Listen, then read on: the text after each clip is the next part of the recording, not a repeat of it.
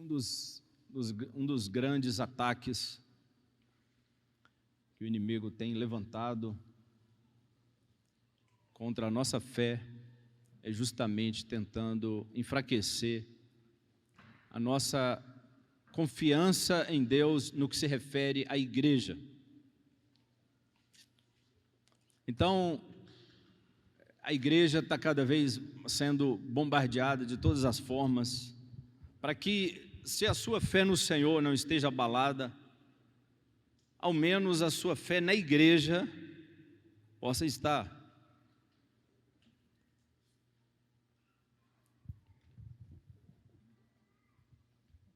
Porque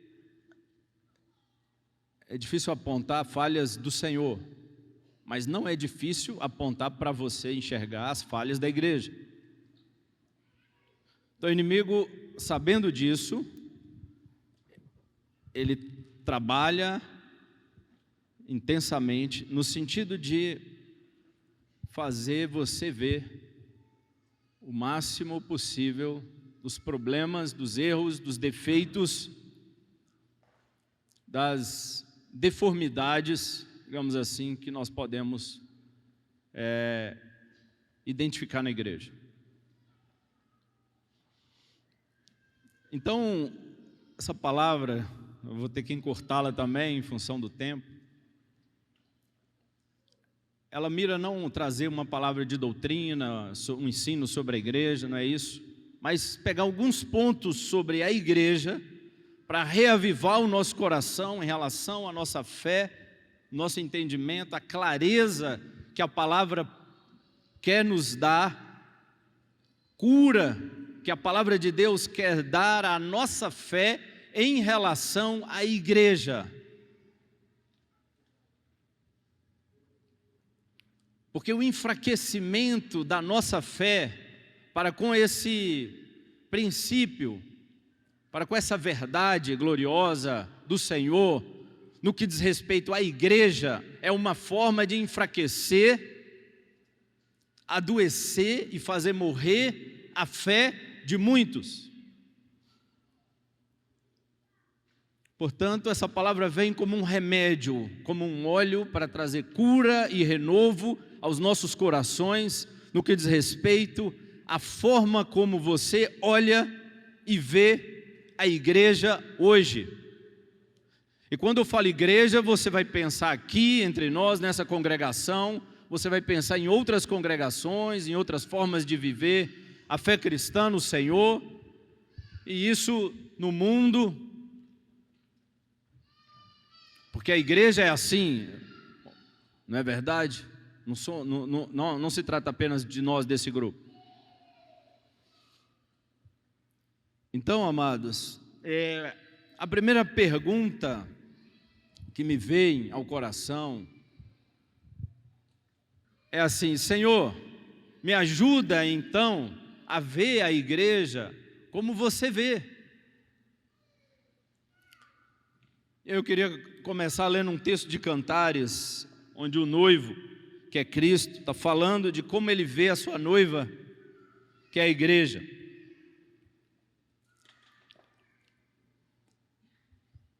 Em Cantares 6, a partir do verso 3, diz assim: primeiro, a igreja diz assim: eu sou do meu amado e o meu amado é meu.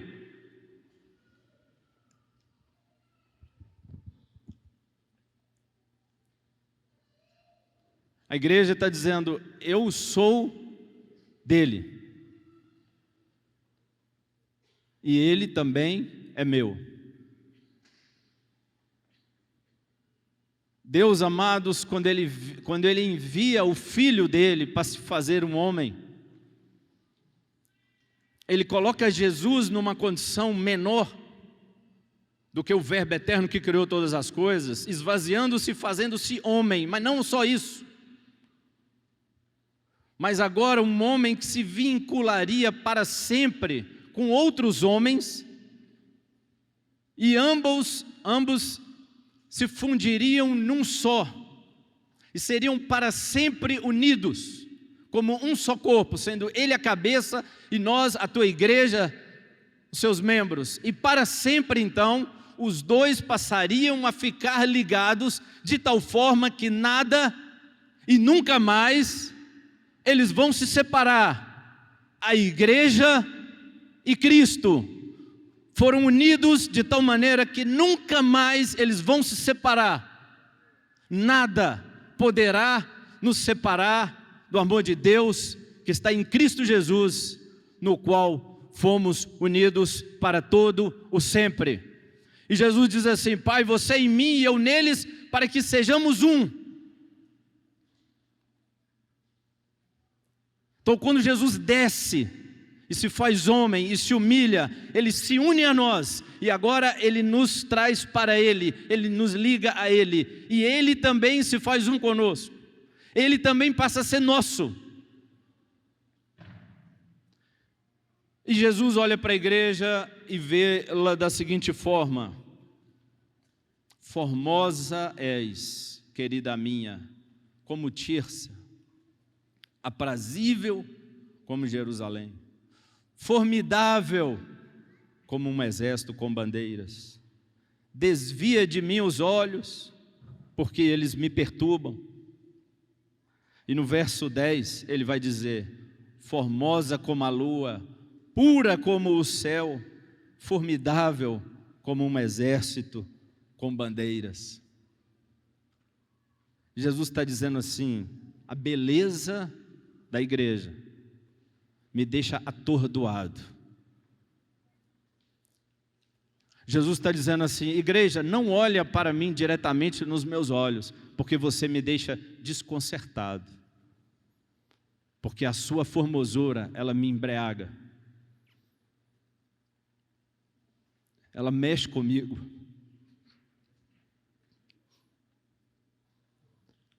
Amados, a igreja, ela é pura, ela é santa e ela é sem mácula.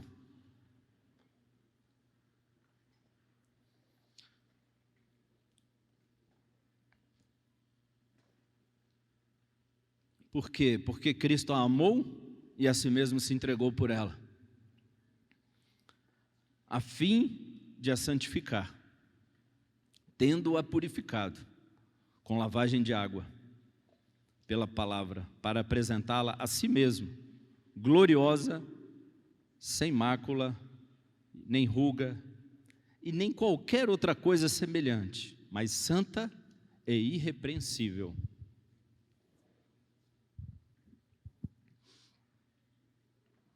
Como pode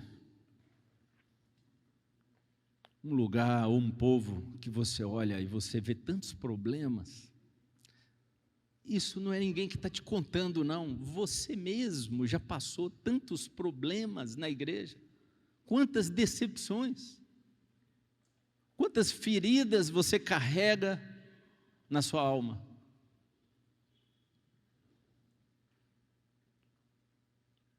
Produzidas pela igreja. E aí você encontra principalmente o crente antigo. Quanto mais antigo, mais risco corre de viver esse problema. Você encontra crentes antigos amargurados, que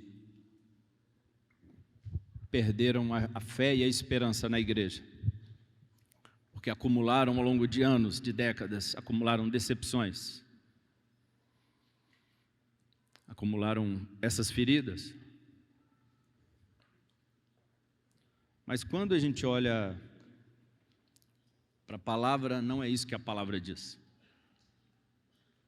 Então eu tenho que fazer esse exercício, essa escolha constante, andar com o Senhor, andar por fé, viver por fé é assim. Eu fico entre o que eu vejo e o que a palavra de Deus me diz. Em qual dos dois que eu vou acreditar? Naquilo que eu estou vendo ou no que a palavra de Deus está me dizendo? É a palavra do Senhor que determina a verdade.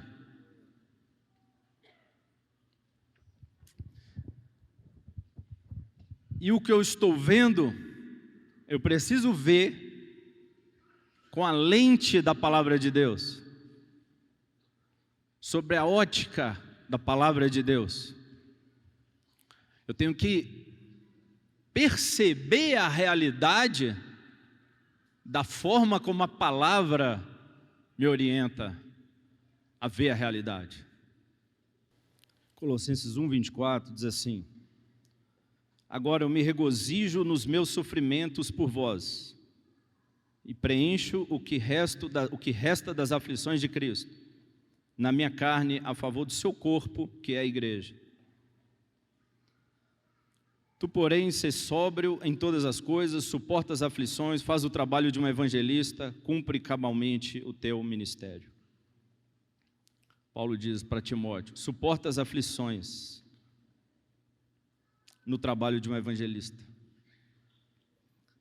E em Colossenses 1:24, Paulo diz: eu me regozijo porque eu tenho sofrido o resto das aflições de Cristo na minha carne, a favor do seu corpo.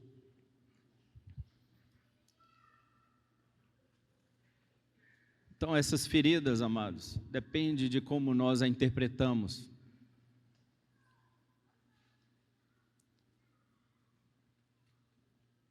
Os irmãos que erraram com você,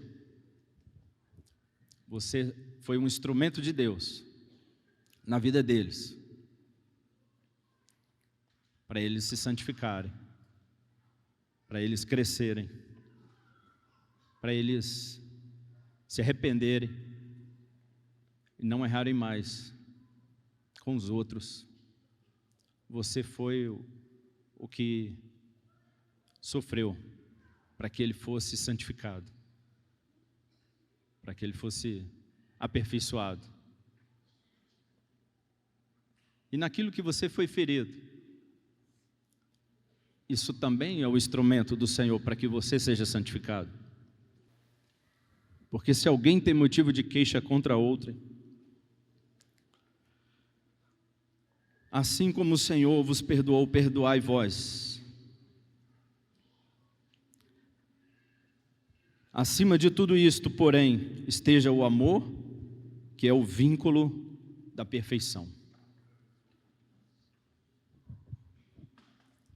Amados, a regra de ouro, digamos assim, nas Escrituras, que vai reger a nossa relação, a relação entre irmãos, primeiro, acima de tudo esteja o amor. E aí depois, dentro desse texto, ele diz assim: se alguém tem motivo de queixa contra outrem, e vai ter, normalmente sim, né? Frequentemente nós temos. Por quê? Porque todos estamos no processo de santificação. Então nós vamos errar uns com os outros. E aí, o exercício de construção de unidade e de santidade entre nós, como estratégia de Deus para cumprir o seu propósito, usando o corpo para edificar o corpo, usando o corpo para santificar o corpo, o instrumento de Deus é: assim como o Senhor vos perdoou, perdoai vós também, quando tiver queixa um contra o outro. Então a regra não é chamar o discipulador, não é ir lá tirar satisfação, eu vou confrontar ele porque ele errou comigo, ele pecou comigo, então eu vou confrontá-lo. A regra é: perdoa.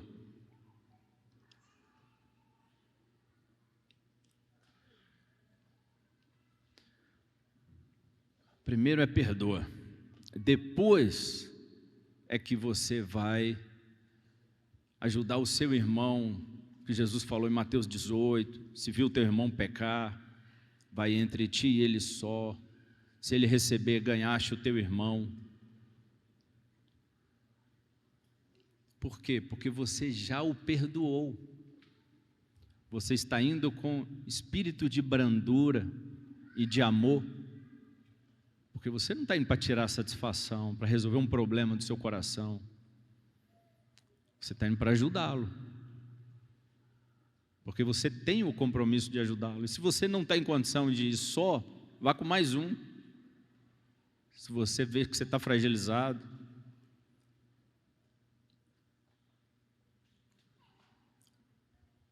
Mas o padrão é perdoa. Amados, eu queria contar aqui um breve testemunho meu em relação à igreja do Senhor, né?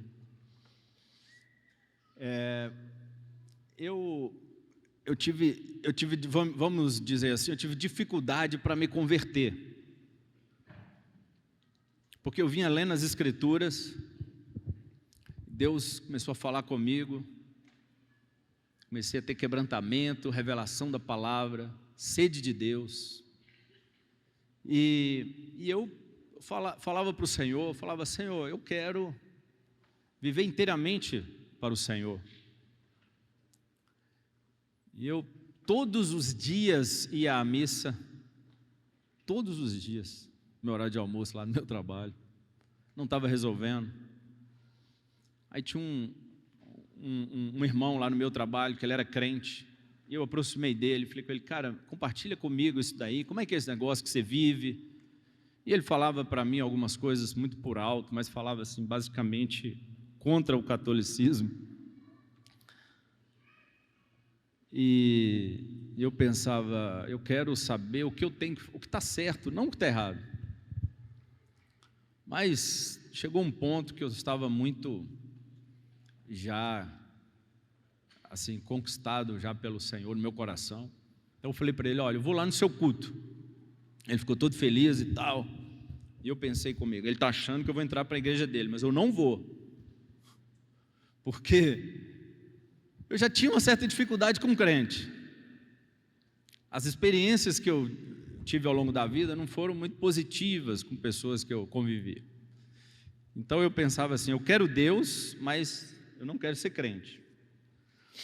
Mas aí o dia que eu fui no culto com ele, assim, o pastor pregou com muita graça de Deus, falou com muita ousadia, e Deus falou muito comigo, e a palavra realmente me, assim, desconstruiu todo meu orgulho, e eu me rendi ao Senhor. E ali mesmo o pastor fez o apelo, eu já estava aos prantos, e ele chamou os diáconos para impor as mãos, orar. Ali mesmo eu já fui batizado com o Espírito Santo. Então eu saí dali flutuando, daquele culto ali, saí assim, muito alegre, e pensei comigo, não tem jeito, virei crente. Virei crente. Até fui no meu guarda-roupa, eu só tinha uma camisa de botão, eu coloquei ela semana próxima e fui para o culto com ela, porque eu pensei, crente usa camisa de botão. Mas aí, pouco tempo, uns 2 meses que eu estava ali, eu entrei novamente numa crise terrível. Porque eu estava pregando o evangelho para um rapaz novo que chegou no meu trabalho.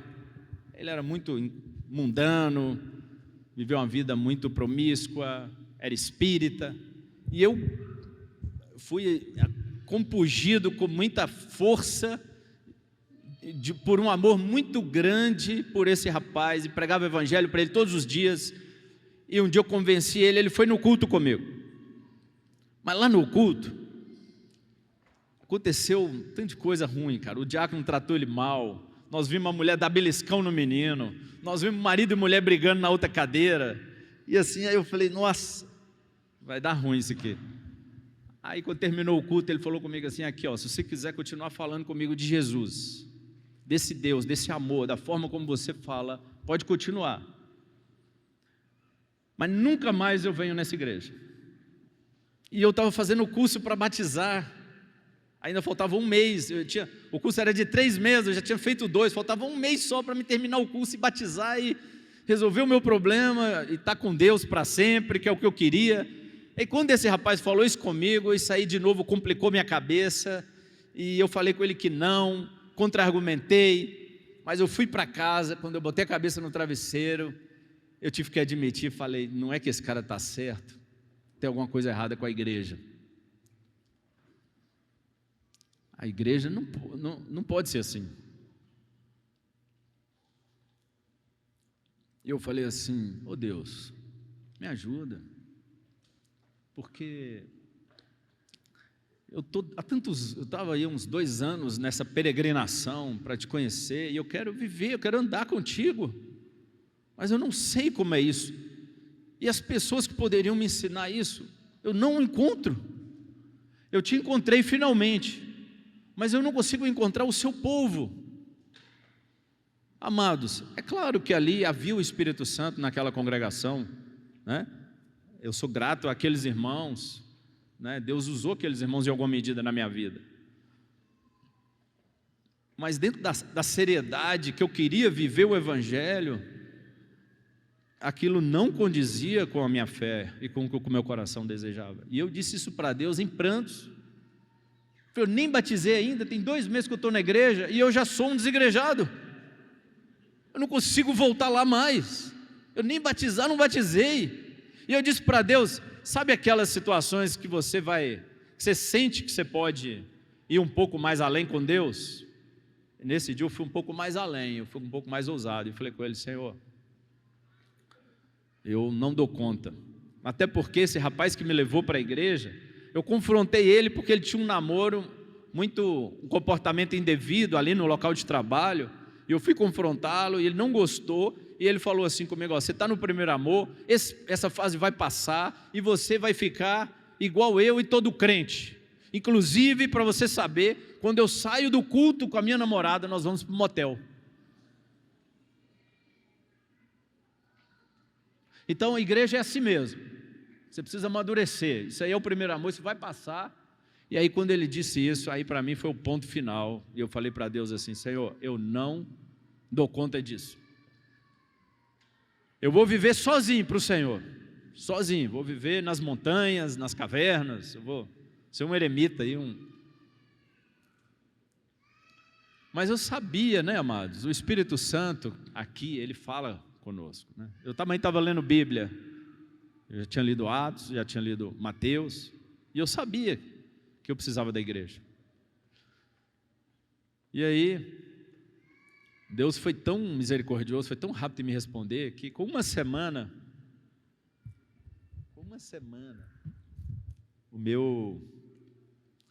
um parente distante do interior veio aqui em Belo Horizonte fazer um curso, se hospedou na casa de Zé Maria, me ligou e falou assim: ó, eu estou na casa de um cara aqui e tal, e ele quer muito conversar com você, porque eu falei para ele a experiência que você teve com Deus recente.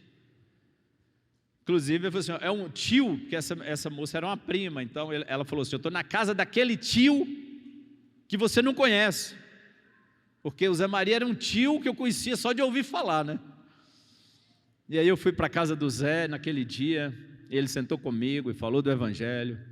Voltei uma segunda vez e ele falou do Evangelho do Reino. Voltei uma terceira vez e eu era calado, porque eu era desconfiado. Na terceira vez ele ligou a televisão e foi assistir jogo de futebol. Aí eu fiquei bravo, falei: ué, você não vai falar mais para mim não? Ele falou assim: ué, eu já te falei tudo, agora está contigo. Eu falei assim: mas o que eu tenho que fazer? Você tem que batizar, ué. Eu falei: ué, então eu quero ser batizado agora. Aí ele me batizou, isso era meia-noite, um mês de junho, um frio, me levou lá em Santa Luzia lá e me batizou. Glorioso esse dia, viu? E aí eu fui conhecer a igreja, né? Eu estou lá no meu trabalho, e lá às vezes não tinha hora de ir embora, ia até tarde, às vezes ia até 7, 8, 9 da noite, a loja que eu trabalhava. E aí foi feita a minha junta com o Luiz da Verinha, o Lu, lá de Venda Nova, e ele foi meu primeiro discipulador, me ensinou a apostila 1, me catequizou, me fundamentou.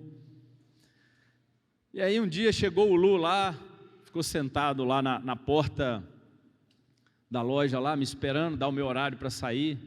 Ele ficava ali um tempão, para me pegar, me levar para a casa dele e me ensinar a seguir Jesus. E quando eu vi o Luiz ali, um dia naquela loja, eu falei assim: Senhor, o Senhor está comigo, a sua igreja é real. O Senhor mandou um servo teu, o Senhor mandou um filho teu aqui atrás de mim, para cuidar de mim, para me ensinar o caminho. Eu olhei pela janela, vi ele sentado lá embaixo, que eu ficava na sobreloja, e eu falei: o Senhor mandou um discípulo seu, igual eu li em Atos, igual eu estava lendo na Bíblia. Está aqui o cara lá embaixo, ele existe, tua igreja existe, teus discípulos existem, a tua igreja é real. E aí eu tive que sair da casa que eu morava com 3 incrédulos, e fui morar numa outra casa um tempo, fui morar sozinho numa outra casa. Tinha uma escada muito íngreme que tinha que subir, uma escada estreitinha, paredes dos 2 lados, tinha que subir e tal, era um lugar mais assim, mais rústico. E eu fui morar sozinho nesse lugar, que a minha condição financeira era muito difícil naquele período, e eu fazendo a minha mudança, que era uma geladeira daquelas pequenas, assim, aquelas mais antigas, umas pesadas, acho que vocês nem conhecem mais, foi há quase 30 anos atrás, e tinha que subir essa geladeira, e começou a chover, e estava eu e o Luiz subindo a minha mudança, e sabe o que eu senti naquele dia, irmãos? Eu senti que Jesus estava ali comigo, que eu era sozinho em Belo Horizonte. Eu vim para cá e virei órfão. Minha mãe brigava comigo: volta para o interior, menino, o que você está fazendo aí? Você é muito orgulhoso, volta para casa. Mas eu sabia que Deus estava me chamando para ficar aqui.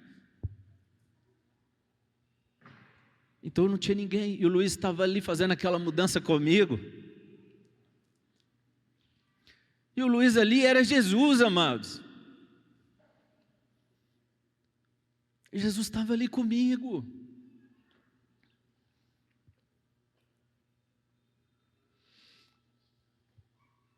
Então, queridos, você é os pés, as mãos, a boca de Jesus nessa terra.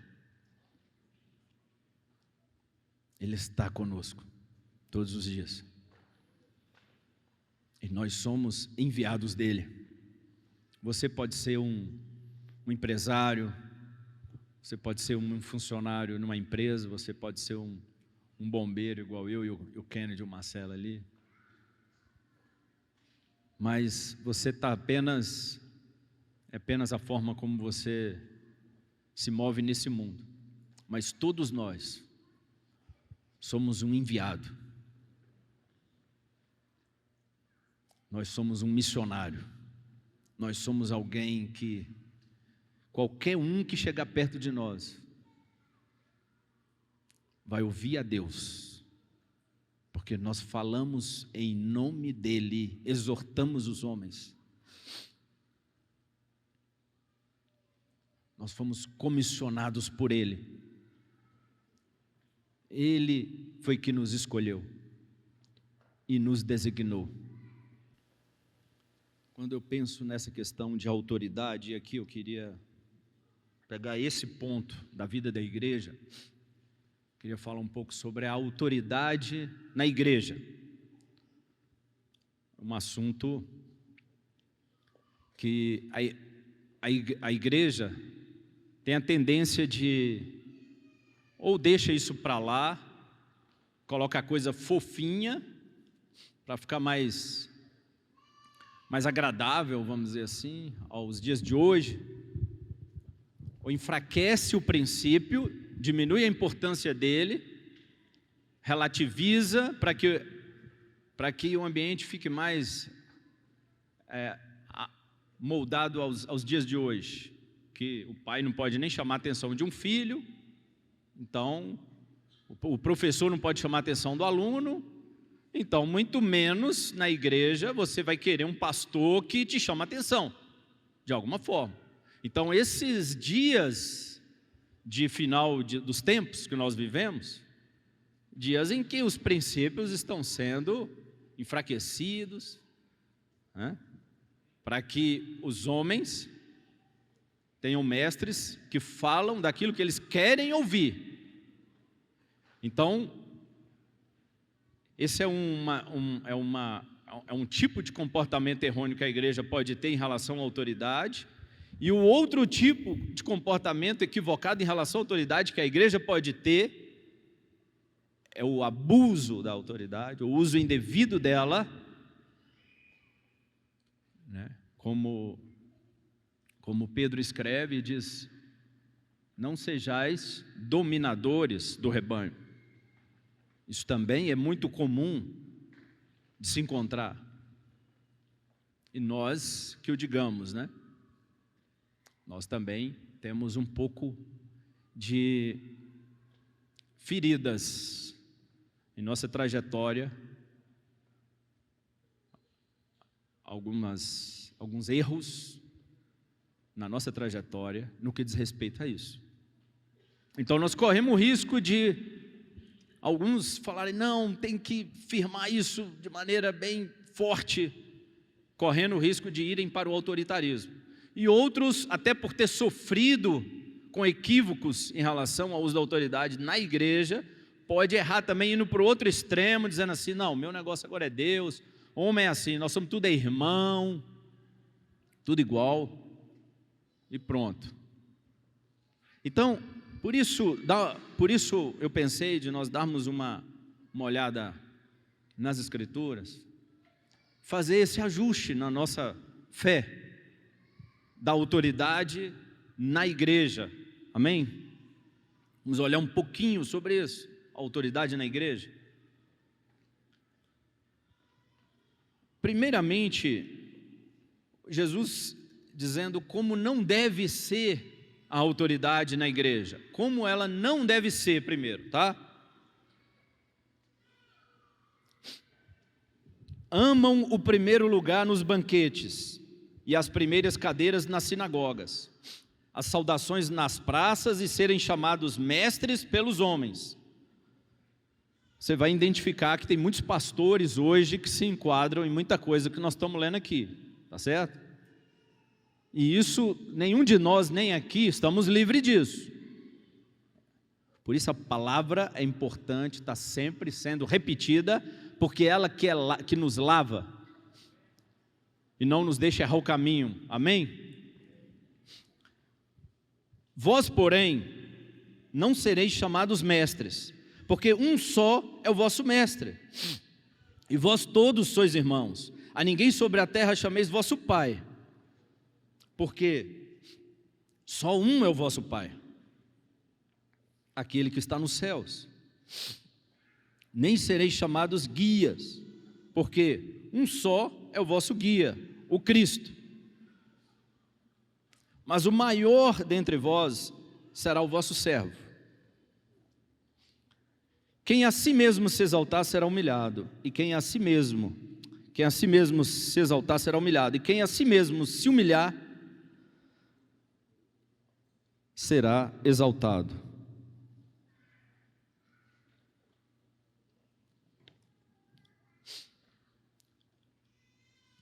A autoridade,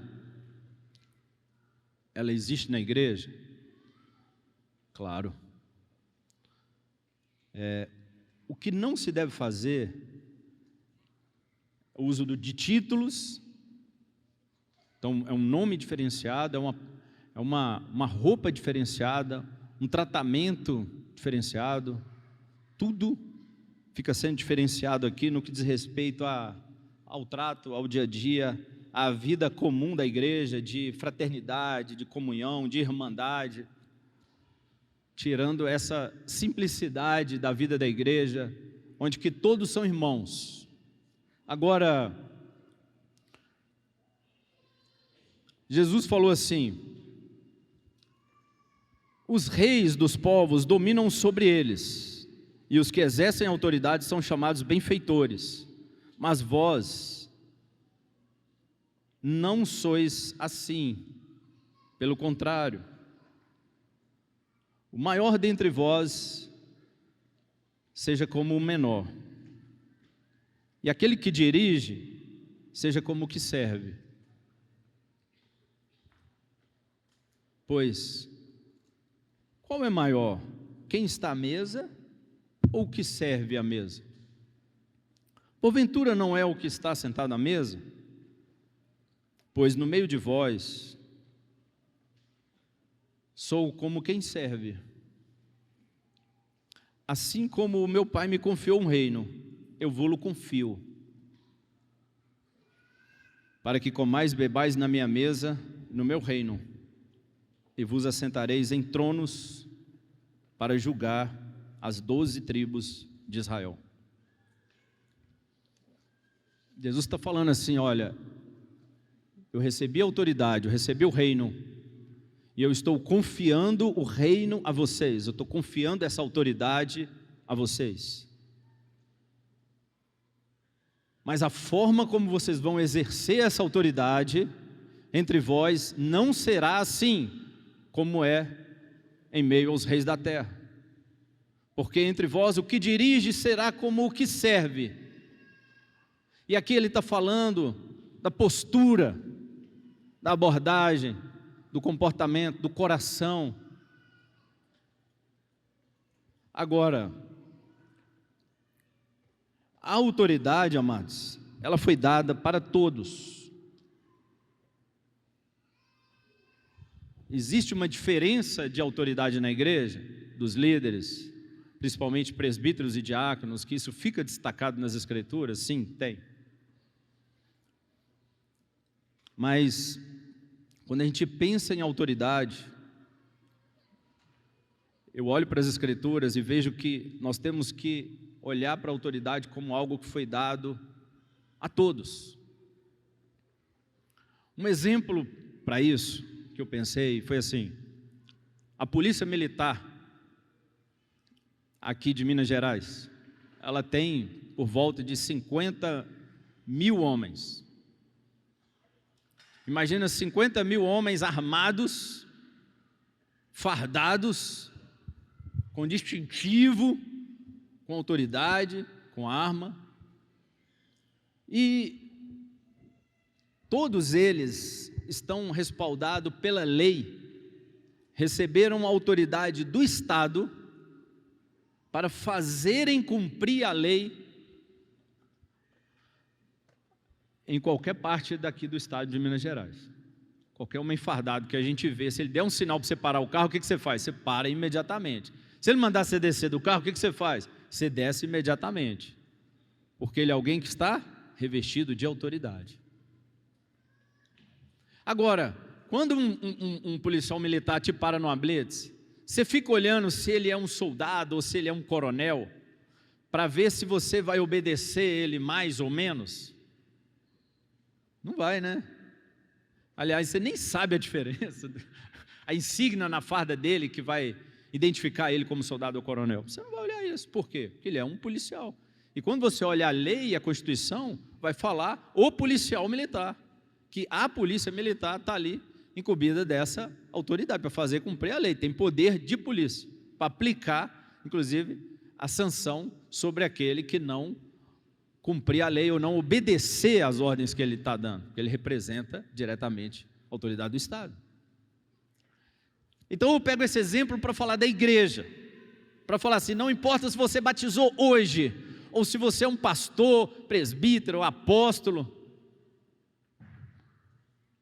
você é alguém que está revestido da autoridade de Deus, como um designado dele, para em nome dele, reconciliar os homens com Deus, para em nome dele, expulsar os demônios, para em nome dele, perdoar pecados. Perdoar pecados também? Você tem autoridade para perdoar pecados. Agora, internamente na polícia, para organizar a polícia, para ela funcionar, existe uma lei orgânica, que organiza a polícia. E lá existe uma série de separação de posições, para que ela funcione. É igual uma casa tem o marido, a mulher e os filhos, cada um tem um papel. Alguém ele é maior que o outro? Não, o bebezinho que nasceu hoje é tão importante quanto o pai, que trabalha duro e sustenta a casa. Então, amados, nós somos sacerdotes, amém? Todos nós somos autoridade, todos nós estamos investidos dessa autoridade. Agora, para a igreja funcionar, tem que ter ordem, tem que ter alguém que vem aqui na frente e fala quem é que vai falar e quem que não vai falar aqui no encontro, porque se todo mundo, 20 quiser falar aqui, ia virar algo o quê? Desorganizado. Então essa pessoa, como ela tem a função de servir a igreja, com a função de organizar, de fazer a mobilização, de fazer o corpo, o que ele precisa para exercer aquela função? Aquele servo, o rei tem que dar àquele servo autoridade sobre os outros servos, porque aquele servo ficou encarregado de cuidar dos outros servos, para o rei, entendeu? Ninguém é maior que ninguém. Eu e o Luiz foi meu discipulador, me fundamentou. Só Deus pode retribuir tudo o que Ele fez pela minha vida. Depois nós viramos companheiro e hoje eu estou discipulador dele. E como é que é a nossa relação? Quem é o maior e quem é o menor? Aí agora, como é que você faz? Não há uma hierarquia. Nós somos irmãos, eu tenho maior honra, maior respeito e admiração pelo Luiz. E ele comigo. Então fica um querendo lavar o pé do outro. Um querendo servir o outro. E um querendo ser menor que o outro. Porque não tem maior no reino de Deus, só tem menor. Só tem menor, não tem maior. Porque lá em Romanos, Paulo escreve, sabe, considere o outro superior a você mesmo. Quem é o outro? O outro é todo mundo. Então eu tenho que considerar o irmão mais novinho aqui da igreja maior que eu. Então quem é o maior aqui na igreja? É só Jesus. Todos os demais são menores. Agora, existe uma investidura de autoridade sobre alguns por causa da função que exercem. É isso. E aí, eu vou, então, falar sobre essa investidura de autoridade na igreja. Primeiro vou começar dos diáconos. Em 1 Timóteo 3,13 diz assim: pois os que desempenharem bem o diaconato alcançam para si mesmos justa preeminência e muita intrepidez na fé em Cristo Jesus. Alcança preeminência. Ele acaba se destacando em relação aos demais da congregação, por causa do tipo de serviço que ele presta aos santos. Todos prestam o mesmo tipo de serviço, todos prestam um serviço, que é lavar os pés dos santos. Mas existe uma diferença de serviços, amém? Tem uns meninos aqui que ficam no louvor, e se você for passar aqui, e um deles falar com você, não passa aqui não por causa dos fios, passa por lá, ele está investido de autoridade em relação ao louvor. E aí pode ser eu, pode ser você, pode ser quem for. O que faz? Obedece ele. Até o Chibas aqui na câmara, aqui, né, Chibas? Também tem autoridade. O Chibas bota uns negócios aqui e fala que ele não pode passar. Todo mundo obedece ele, por causa do tipo de serviço que ele presta.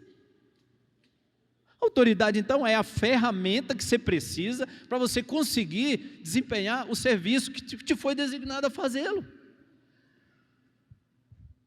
Mas se essa autoridade não for respeitada, vai dar tudo errado.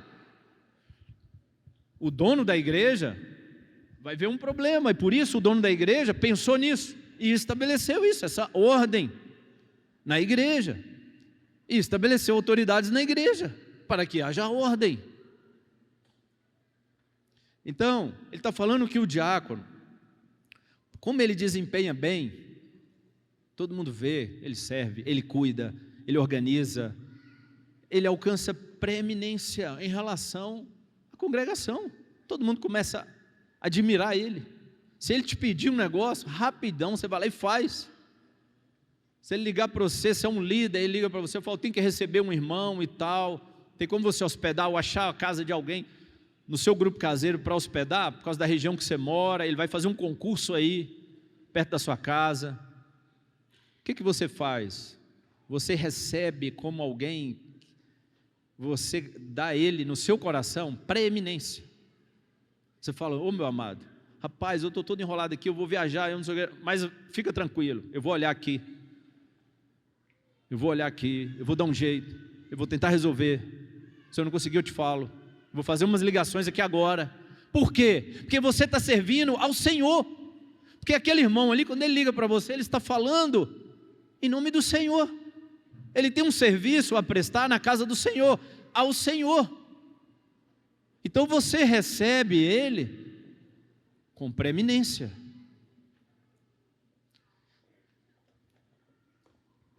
Obedecei aos vossos guias e sede submissos para com eles, pois velam por vossa alma, como quem deve prestar contas, para que façam isso com alegria e não gemendo, porque isto não aproveita a vós outros. Obedecei aos vossos guias. Não tem nenhuma palavra que fala para a gente mandar em ninguém.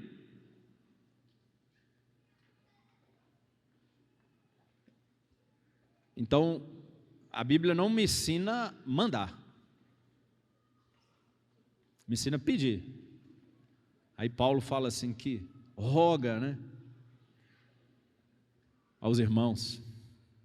Paulo, cara, o Paulo, ele roga aos irmãos. Ele não manda, ele roga. Então a forma de exercer autoridade na igreja é diferente. É diferente. É com mansidão, é com humildade, é com amor.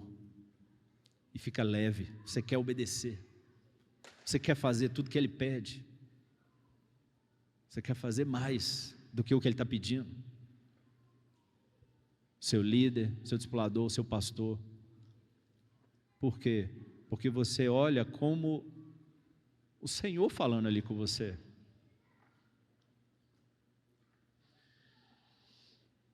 E amados, os presbíteros, a palavra fala assim, 1 Timóteo 5,17, devem ser considerados merecedores de dobrados honorários os presbíteros que presidem bem, com especialidade os que se afadigam na palavra e no ensino.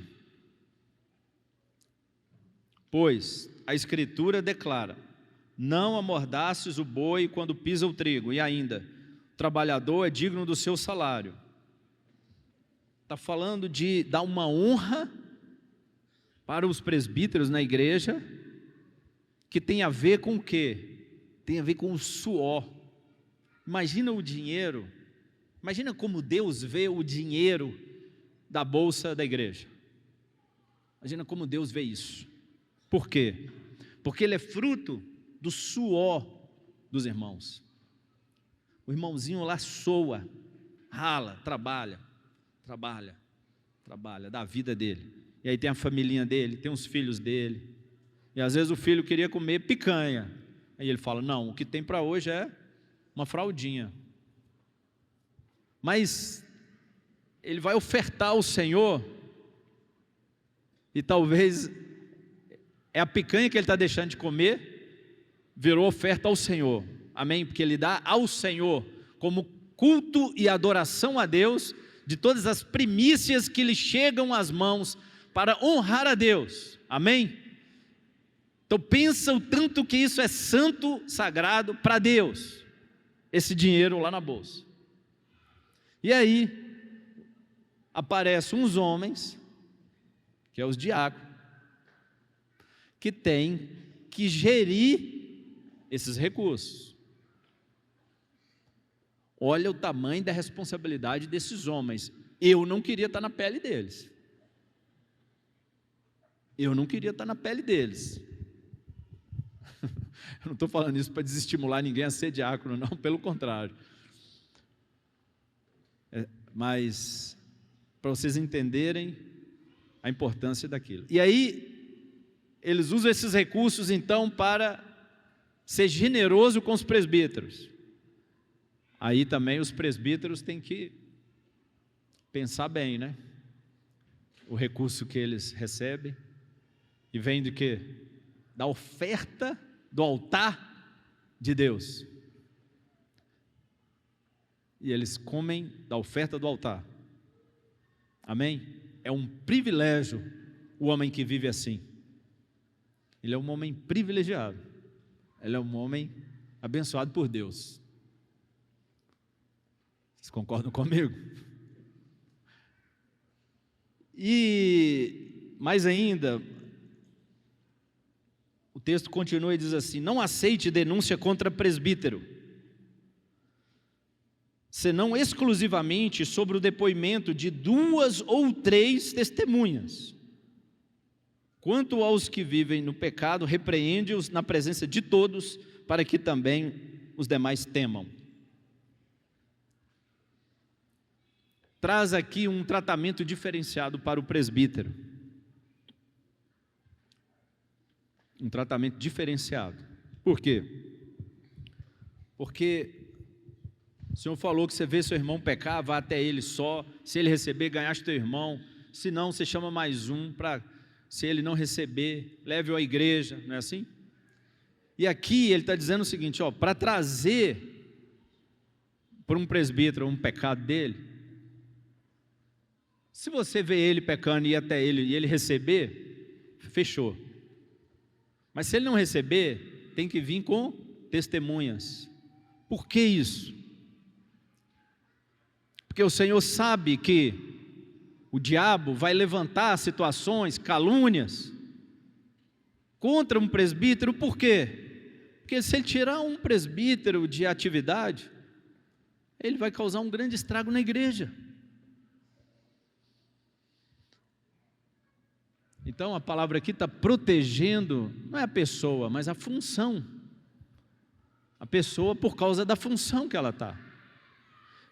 Então, assim, uma deferência que a palavra de Deus está dando àqueles que estão na função para cuidar do corpo, ordenar o corpo e, portanto, investidos de autoridade.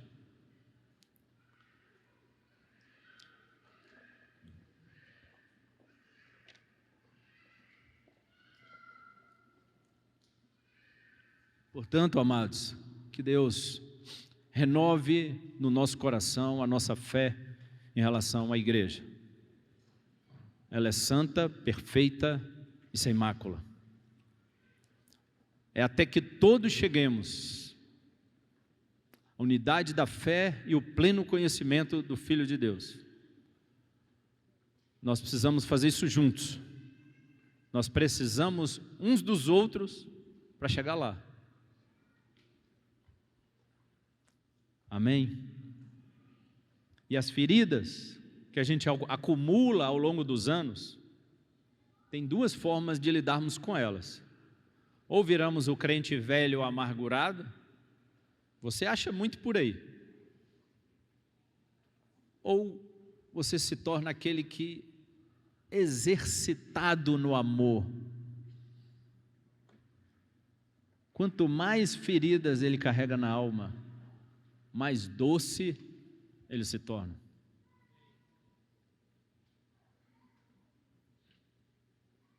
Porque as feridas foi exercitando ele ao perdão, foi exercitando ele ao amor. Então ele é um homem exercitado em sofrer injustamente e perdoar. E ele carrega nele, não no corpo, mas na alma, as marcas de Cristo. Porque ele também vem sofrendo pelo corpo de Cristo, o resto das aflições do corpo de Cristo, que é a igreja. Vale a pena sofrer pela igreja. Amém? Aleluia. Deus abençoe.